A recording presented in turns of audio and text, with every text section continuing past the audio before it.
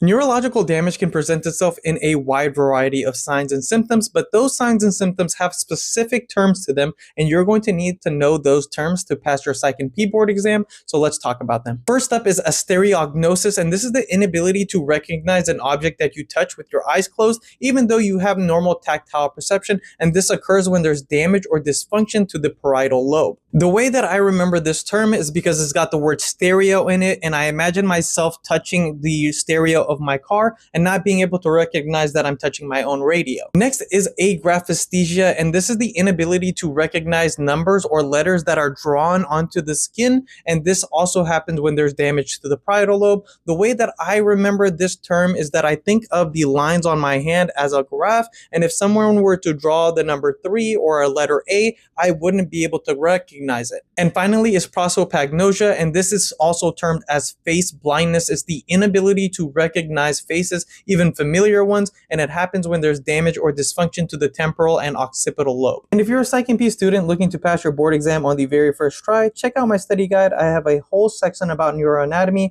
where I talk about all the things that I just mentioned, as well as 300 other high-yield concepts that will be sure to show up on your exam. Use promo code LAUNCH20 to get 50% off, and let's get you board ready.